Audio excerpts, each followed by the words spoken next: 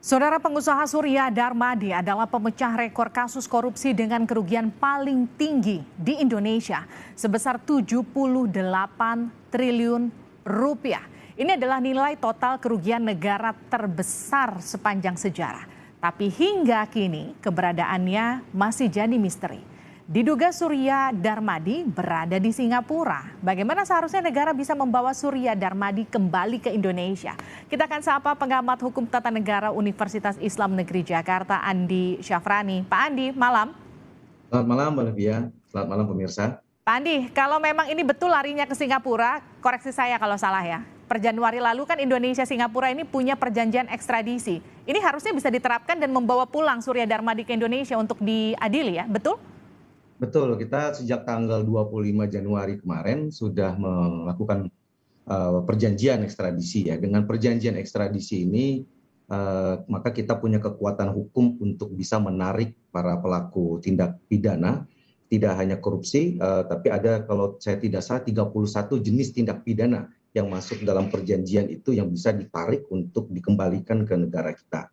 Dan itu batas waktunya pun juga bersifat retroaktif, jadi tidak hanya berlaku pada saat perjanjian ini mulai ditandatangani, tapi mundur ke belakang hingga 18 tahun, yang di mana waktu ini disesuaikan dengan masa daluarsa dari sebuah tindak pidana, terutama tindak pidana korupsi gitu ya. Nah, dengan adanya perjanjian ini mestinya pemerintah kita itu bisa secara proaktif untuk meminta kepada pemerintah Singapura bekerja sama untuk melaksanakan perjanjian ini untuk menarik pelaku tindak pidana yang bersembunyi di negara Singapura itu ya, termasuk di sini adalah Surya Darmadi ya kan. Jadi harus bisa dimulai dengan mengirim surat permintaan secara resmi berdasarkan perjanjian ekstradisi yang baru saja ditandatangani kemarin.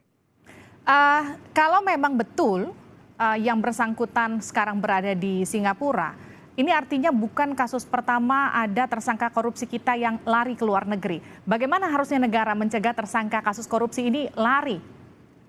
Ya, jadi pertama kan ini menyangkut kebocoran informasi. Kita tahu misalnya ada beberapa kasus ketika orang itu mau ditahan, beberapa hari sebelum ditahan misalnya ditemukan bahwa mereka sudah keburu kabur ke luar negeri. Nah, itu menunjukkan bahwa ada kebocoran informasi di dalam instansi pemerintah sendiri. Artinya harus ada upaya menutup ruang-ruang terjadinya kebocoran informasi di internal lembaga penegak hukum sendiri. Nah, yang kedua ya tentu yang menjadi pagar kita dalam proses perpindahan warga negara ini dari satu wilayah ke wilayah yang lain adalah imigrasi. Jadi aparatur imigrasi kita pun harus ketat dan cepat untuk mendapatkan informasi dan segera melakukan tindakan jika memang ada informasi atau notifikasi tentang adanya orang yang diduga buronan gitu atau telah melakukan tindak pidana. Nah, yang ketiga menurut saya ini juga perlu kerjasama yang lebih intensif antara lembaga kita secara domestik dengan lembaga-lembaga internasional dan negara-negara yang telah memiliki kerjasama dengan kita. Jadi baik sifatnya ini bilateral maupun multilateral. Jadi khusus untuk negara-negara yang sudah kita tahu mereka misalnya kabur ke satu negara tertentu di mana negara itu sudah memiliki perjanjian ekstradisi dengan kita, ya kita harus segera aktif melakukan tindakan untuk meminta negara tersebut mencari dan mengembalikan pelaku tindak pidana itu ke negara kita. Nah, kalau misalnya ini menyangkut kerjasama dengan lembaga internasional lain seperti Interpol, saya kira juga harus diintensifkan sehingga notifikasi informasinya bisa menyebar dengan cepat dan Interpol bisa membantu kita bisa lebih aktif dan menyelesaikan gitu urusan tindak pidana di negeri kita ini.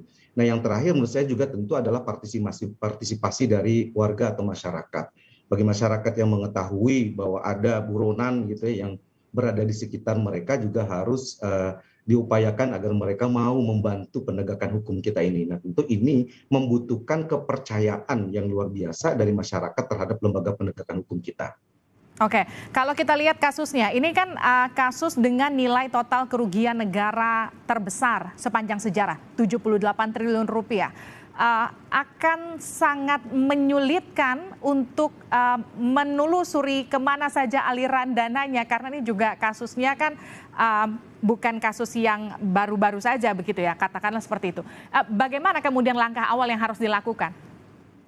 Nah, tentu kan kita pertama harus mengetahui terlebih dahulu cara perhitungan kerugian negara ini. 78 triliun ini dihitung berdasarkan pertama dari periode kapan Yang kedua berdasarkan estimasi kerugiannya itu terhadap apa. Kalau kita lihat dari spek kasusnya ini kan bicaranya soal pengolahan sawit ya.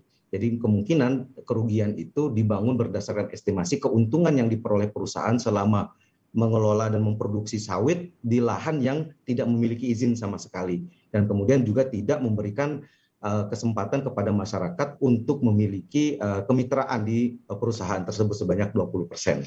Nah, dengan kerugian seperti itu, maka yang harus diidentifikasi tentu adalah seluruh aset yang dimiliki oleh perusahaan ini. Dan tidak hanya perusahaan, ini juga harus ditelusuri hingga mencakup aset pribadi dari pemilik perusahaan. Jadi pemegang sahamnya harus dilakukan pemeriksaan dan dilihat keterlibatan mereka.